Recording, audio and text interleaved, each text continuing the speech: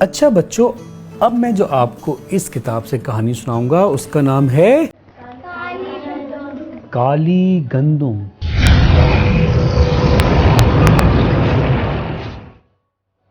جویریہ یہ دی تھی آپ نے مجھے سنانے کو، کہانی بہت مزے کی لگ رہی ہے مجھے، اس کی ڈیزائننگ کتنی خوبصورت ہے نا، بہت پیاری ڈیزائننگ ہے، لگتا ہے مزے کی کہانی ہے۔ کالی گندم، کیا آپ نے کبھی کالی گندم دیکھی ہے؟ کسی نے نہیں؟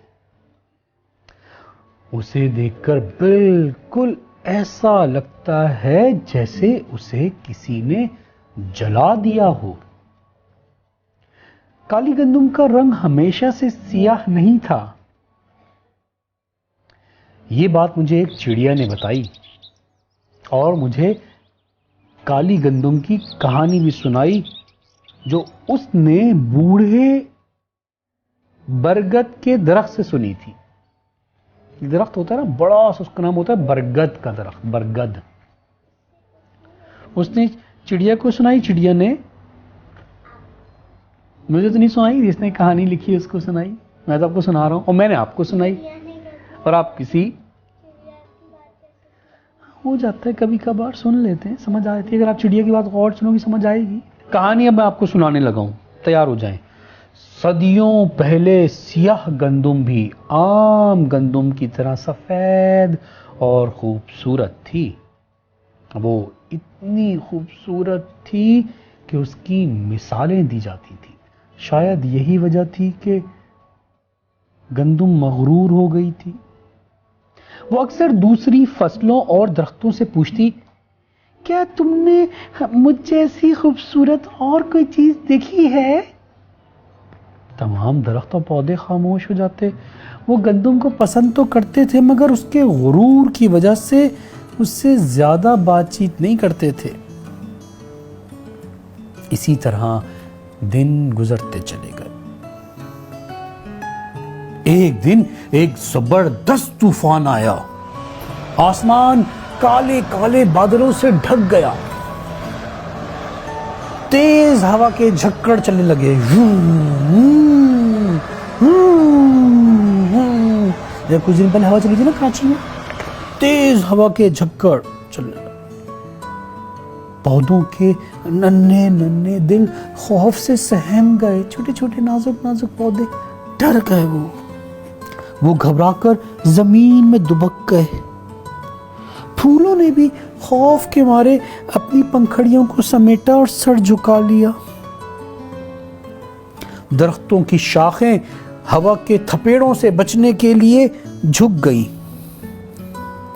مگر سفید گندم غرور سے کھڑی رہی۔ مکئی کے کھیت نے آواز دی، جھک جاؤ ورنہ طوفانی ہوائیں تمہیں بے حال کر دیں گی۔ مغرور گندم نے اس کی بات سنی انسنی کر دی۔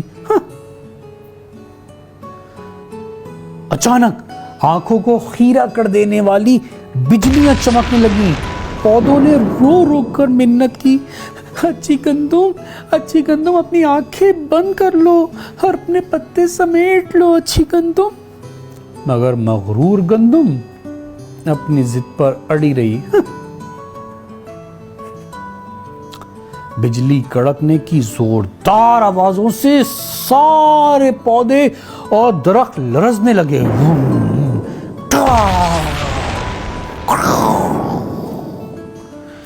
برگد کے درخت نے ایک دفعہ پھر خوبصورت گندم کو سمجھایا، آسمان کی طرف مت دیکھو، جب بجلی چمکتی ہے تو کوئی بھی انسان آسمان کی طرف نہیں دیکھتا، بجلی کی تیز چمک سے ان کے اندھے ہونے کا خطرہ ہوتا ہے۔ ہم تو معمولی پودے ہیں، تم بھی اپنی آنکھیں بند کر لو گندم، اپنا سر جھکا لو، جب طوفان گزر جائے تو پھر سیدھی ہو جانا۔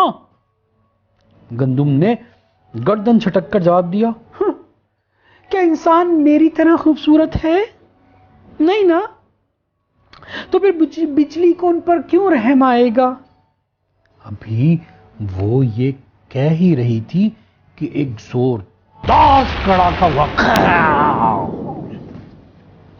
اتنی تیز روشنی ہوئی جیسے آسمان میں آگ لگ گئی ہو، ساتھ ہی ساتھ موسلا دھار بارش شروع ہو گئی، جھر جھر بارش۔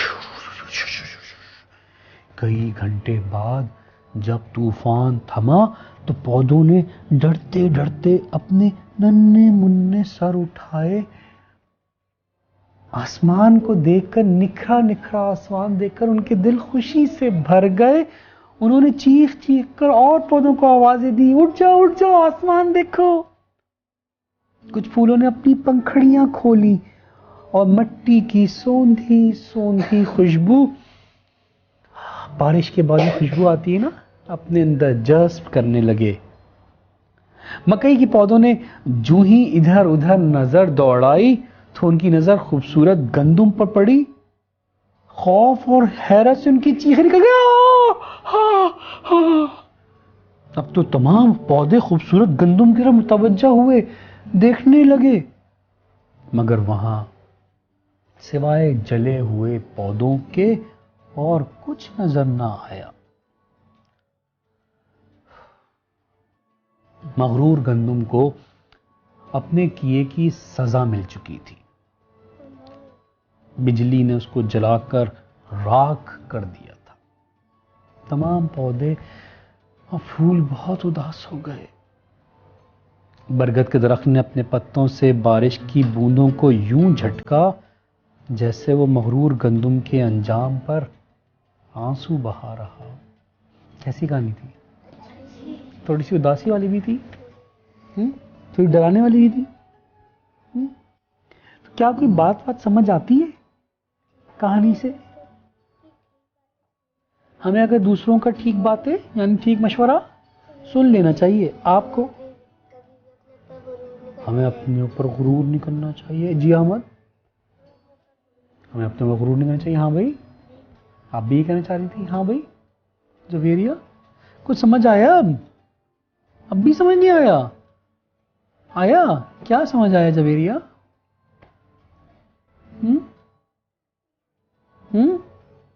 ابھی سمجھ آ جائے گا، ابھی آئے گا.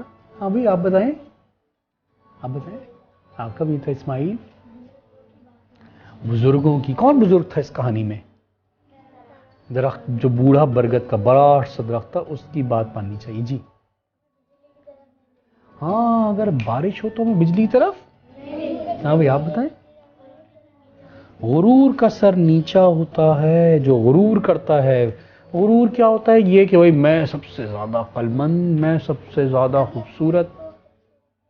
ہاں، کبھی اپنے آپ کو یہ نہیں کہ میں خوبصورت ہوں یہ نہیں کرنا چاہیے، ہے نا. تو یہ بات تو بھئی ہم نے یہ سب کچھ اپنا خیال رکھنا، آئندہ ہم کوئی ایسی حرکت نہ کریں نا تو پھر اللہ تعالیٰ سزا دیتا ہے اس کا. ٹھیک ہے، تو اب کل سنیں گے ایک نئی کہانی. ٹھیک ہے، تھینک یو، جزاک اللہ. اللہ حافظ. اللہ حافظ.